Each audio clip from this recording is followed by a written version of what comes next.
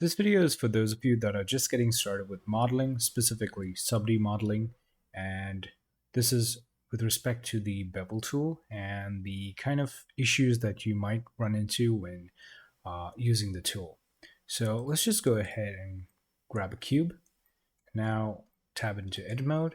Now when you are beveling an object or you're trying to perform a bevel, you might be tempted to do something like this and then throw a sub D surface modifier on top of this, a sub surf modifier on top of this, and call it a day. But upon close inspection, you'll notice that this is actually kind of bowing outward like this, and that's not what we want. uh, so this looks more inflated rather than having a nice bevel corners. So let's just go ahead and put this off to the side and see how we can fix this problem. So let's get another cube, and this time I'm going to say divide this, so I'll just subdivide this. And I'll bevel these edges, and I'm going to use these control loops that we've now created in order to control the bevel on the corners there. So now let's just throw on a subdivision surface modifier, and you'll notice that we are in a much better place. So let's shade smooth, and that looks a lot better, and in a lot of cases this is good enough. But if you want a perfect bevel, you might want to go a little further, because if we just kind of zoom in, you'll notice that we still have a little bit of that bowing issue that we're getting. So in order to remedy this, we can add an additional set of control loops. So I'll just bevel this once again, like so. And now if we look at this corner, it's a lot more tighter, and this is a nice bevel. So that's how you would go about doing something like that. Now let's just take these guys and put them off to the side.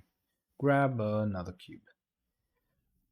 Now we're gonna just say perhaps scale it like so and like so, and now perhaps I'll try and bevel these corners, and immediately you'll see that something is actually off about this.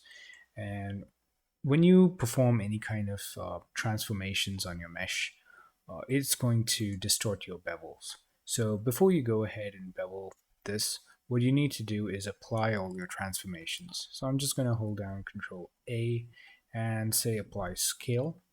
And now if I attempt to bevel, it's going to behave more predictably. So let's just go ahead and do that. So that's going to give us a much more predictable outcome compared to what we had before. Now, another issue with bevels is you don't want to use them willy-nilly, because what's going to happen is you're going to end up with n-gons and triangles. So if you look at this, this is one big n-gon. And so if you do this without really paying attention, you just start to bevel things, you will quickly end up with triangles and n-gons, and then it's going to be very difficult for you to manage your mesh. So just pay attention to these things when you're modeling. So let's just toss this off to the side and target the next problem. All right, so now what I'm going to do is, again, get another cube, I guess. And this time I'll extrude this like so. And let's just change our topology here a bit. Alright, sorry about the jump cut there. My mic decided to crap out on me. So let's just carry on. Now I'm going to get rid of these edges here, and I'll select the newly created ring that's running all around there. And I'm going to bevel this. So let's just go ahead and do this. Now, when you inspect this, you'll notice that there's something that's radically off with this. And the reason for that is because the exterior corner and the internal corner both have the exact same bevel radius, and that's not what we want. We want the internal corner to have a much smaller radius compared to the external corner here. So let's just go ahead and bevel this again.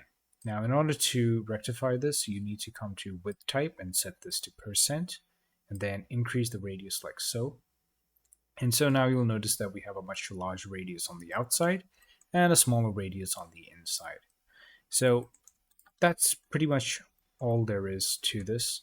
So these are just a couple of things you need to keep in mind when using the bevel tool and trying to, do any kind of beveling when subdivision modeling. So I hope that helped, and thanks for watching.